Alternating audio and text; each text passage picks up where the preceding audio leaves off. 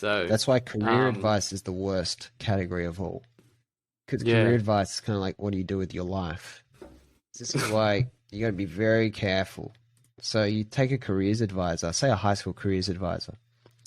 I guarantee you, like most careers advisors at a high school, have never heard of no code, have never heard of Shopify, don't know the ins and outs of running a startup or what that kind of experience is like, don't know the latest of the technology world, and you know what avenues you are to get it.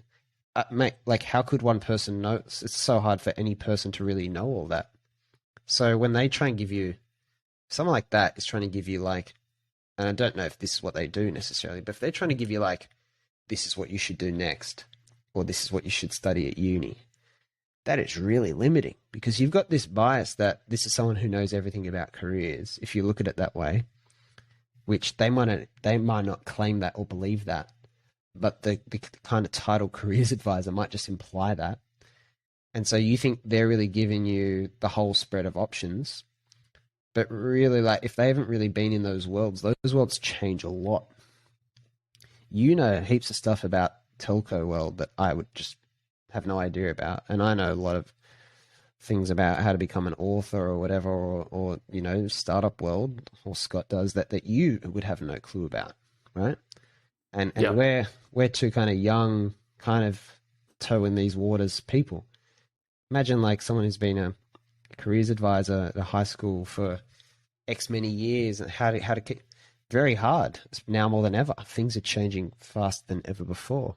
So if you come away with like, oh, those are really the options, you know, A to Z, A to G, you might be missing a lot of the alphabet, but you just don't know what the rest of the alphabet is, and so this is why it's very tricky, especially experts. I wrote a note here in the notes for the podcast that I think what we need are guides, not experts, and people really need to give the disclaimers themselves if you're going to try and give anyone a bit of a pointer, because you can't just assume that they know them, because often your job title or the way they look at you gives you have a lot of authority in their eyes that you don't even realize you have. I have a really good kind of, I guess I'd call him a mentor now, named Rob, who helped us a lot with the book, who had a 20-year career in media. So anything to do with the media, I just go and ask him. He's great. He always gives me a thought. But at the end, he always says, but Joe, this is just my experience. It may or may not apply to you. And it always seems like a great thought, a great, perspective. Yet he gives a disclaimer. He's like, I'm a product of my own experience, so just be careful.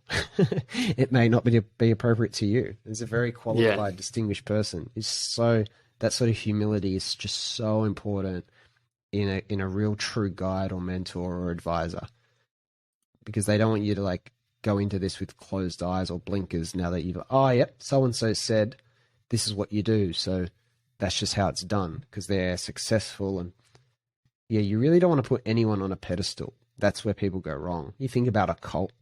A cult is a kind of extreme version of that. And a lot of religions will operate like cults in that way too. Like, there is just no good. There is no one that you should just put on a pedestal and unquestioningly listen to everything they say. You should always digest it for yourself. But I can say that most people listening will struggle. It's not really easy. We are really wired to, cede to authority. This is why the blue unicorn yeah, principle for me is just super important. You got to remember that there's just no one who's exactly like you. There never has been, there never will be. So no one will be able to give you perfect advice.